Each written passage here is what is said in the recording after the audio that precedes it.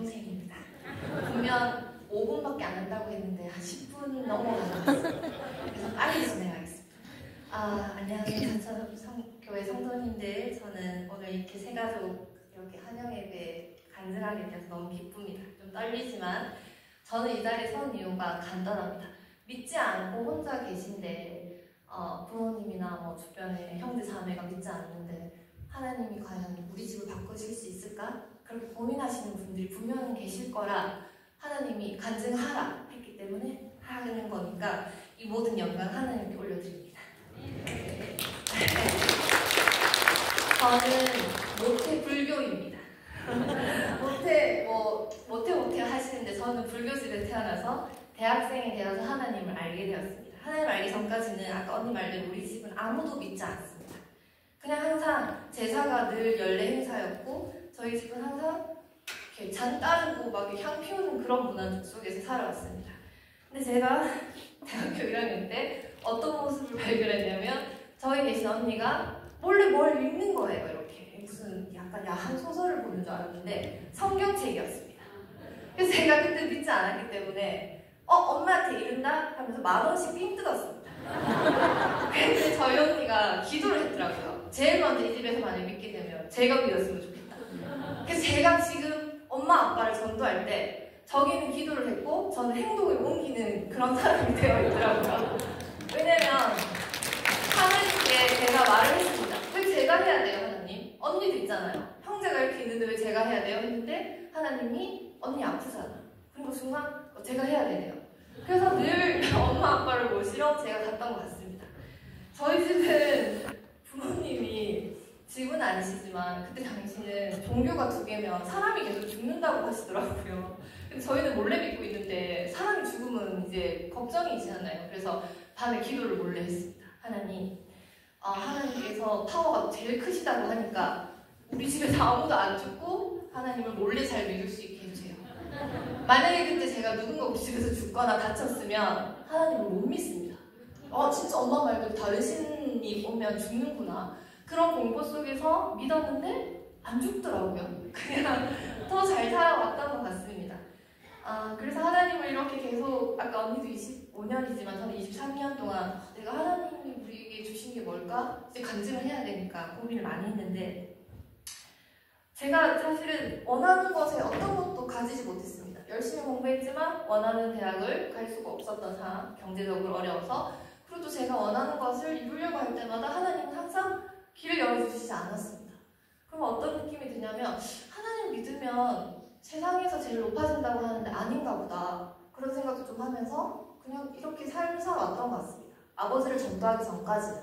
근데 어느 날 아버지를 전도하면서 느낀 게 매 순간 아침에 눈을 떠서 하나님을 주신 이 세상을 눈으로 볼 수 있는 게 감사구나. 이걸 이제 깨닫게 됐습니다. 이게 가장 큰 하나님의 은혜였습니다. 오늘도 눈을 떠서 이렇게 사천교회에 부모님을 모시고 나올 수 있어서 너무나 감사드립니다. 네. 처음에 장유현 권사님이 이 자리에서 간증을 부탁하셨을 때 작년입니다. 저는 작년 새가족이고요. 약간 헌가족 같은데 그때 반대했습니다. 저는 간증할 거리가 없습니다. 죄송합니다 했는데 항상 담소를 나누게 해주세요. 커피 사주시면서 고민 있어요 이렇게 하는데 그때 고민이 뭐였냐면 아빠가 말기암이신데 되게 아빠가 하나님 믿고 함께 이렇게 해서 천국 가셨으면 좋겠어요 라고 했어요. 근데 너무 신기하게 권사님 해맑게 당연하죠 하시는 거예요. 이게 당연한 일이 아니거든요. 믿지 않는 가족들이 있으신 분들은 이 얼마나 전도가 안 되는지 너희들끼리 잘 믿어라 항상 이렇게 하십니다. 근데 제가 당연하죠 그 말이 그럴 것 같은 거예요. 갑자기 마음속에.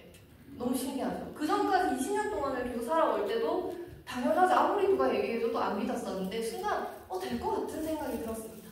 그래서 저는 열심히 교회 수련회나 이렇게 여름 이렇게 저희 그때 천정훈 자매님 오셨을 때도 왔었습니다. 천정훈 자매님께서 그때 간증을 하시면서 하나님의 음성을 어떻게 들렸냐면 너희 부모님을 전도해라 이렇게 하는데 음성이 약간 제 마음속에 드는 거예요. 그래서 그래 해야죠. 근데 해야 되는데 그걸 또 제가 합니까? 이렇게 했더니 그럼 누가 하니? 또 이런 마음이 드시는 거예요. 왜냐면 언니 아프니까. 그래서 제가 해야 되는구나 이런 생각을 하면서 또 있었습니다.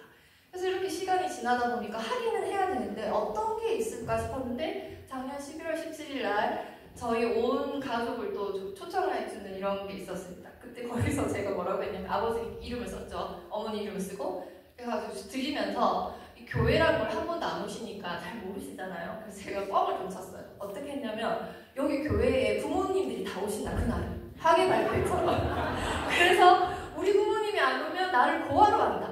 그렇게 거짓말을 좀 했습니다. 우리 부모님은 모든 사람이 그냥 부모님이 오시는 날인 줄 알고 그런 거냐? 이렇게 해서 네. 그래서 우리 고아가 아니잖아요 아버지 이렇게 하니까 아버지 어머니가 얼떨결에 맞습니다.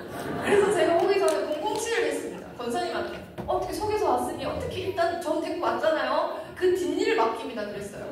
그래서 저희가 새가족부에서 최선을 다해서 맛있는 거 사드리고 뭘 주시고 계속 다 받아보셨죠? 그렇게 하면서 저희 부모님의 마음을 녹였습니다.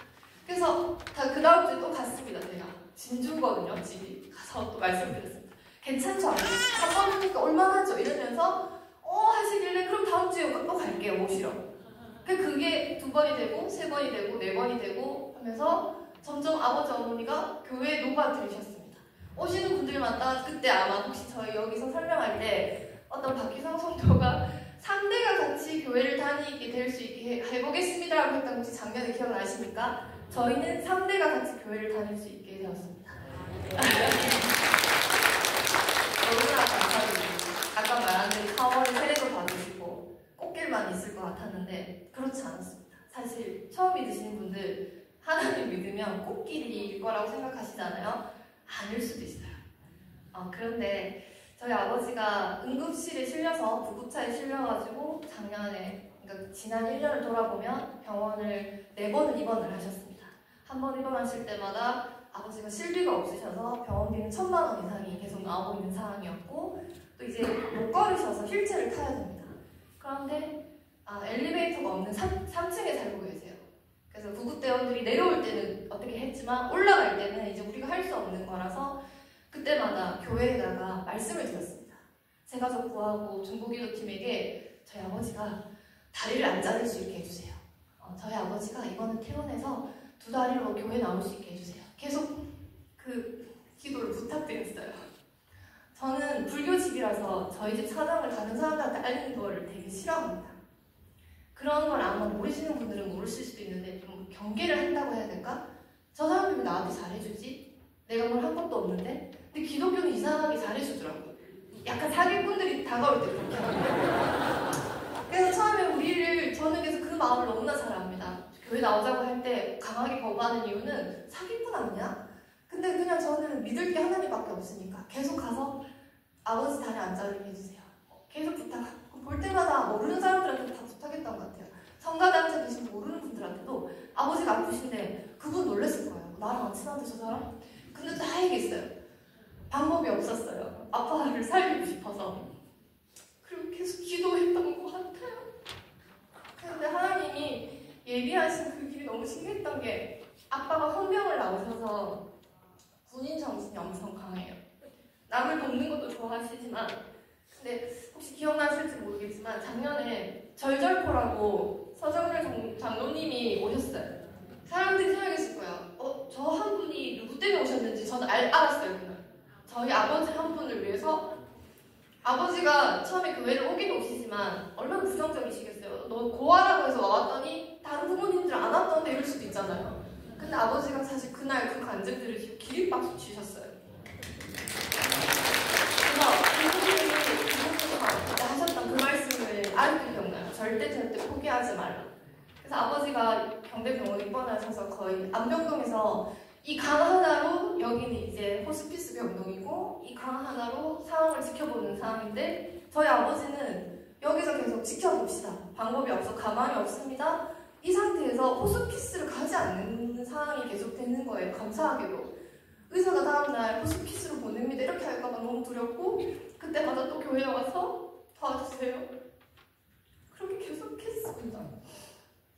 그래서 꽃길이 전혀 아닌 것 같았는데 지금 저기 앉아봐서 저희 간증을 듣고 계시고 저희가 나와서 간증을 하는 이유는 믿지 않는 가족들을 위해서 혼자 외롭게 싸우시는 분들을 위해서 희망이 되기 위해서 그래서 주 예수를 믿으라 그럼 너와 내 집이 구원을 받으리라 하는 그 말씀처럼 저희 집은 이제 구원을 선물로 받은 것 같습니다.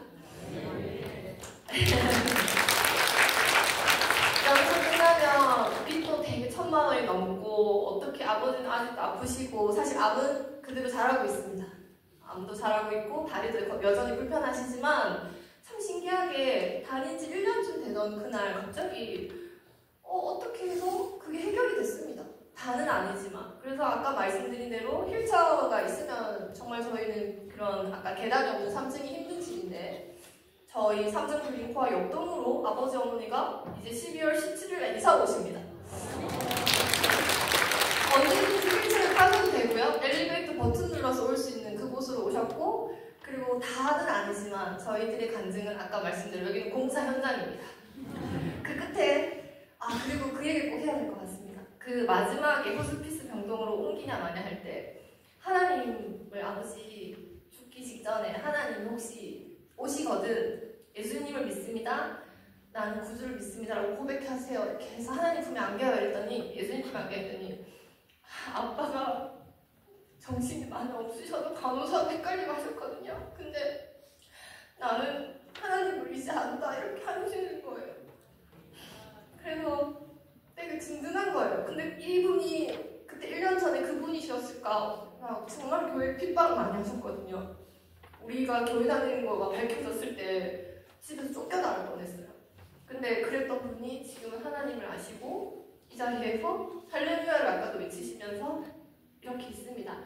가족분들 중에 안 믿는 분들이 계시다면 저희 간증을 들으시고 힘을 내시고 언제 어디서든 하나님께서 살아계시니 포기하지 마시길 바랍니다. 몸이 아프신 분들도 지금 낫진 않지만 하나님과 함께하는 그날이 고통 속에 폭풍 속에 있더라도 그게 곧 하나님께 영광 돌리는 길이고 기쁨이 될 거라 믿습니다. 오늘 너무 긴 간증인데 들어주시고 기도해주시고 중보기도 팀 안 그래도 아까 말씀드리려고 했는데 새 가족 여러분 너무나 감사드립니다. 간증 마치겠습니다.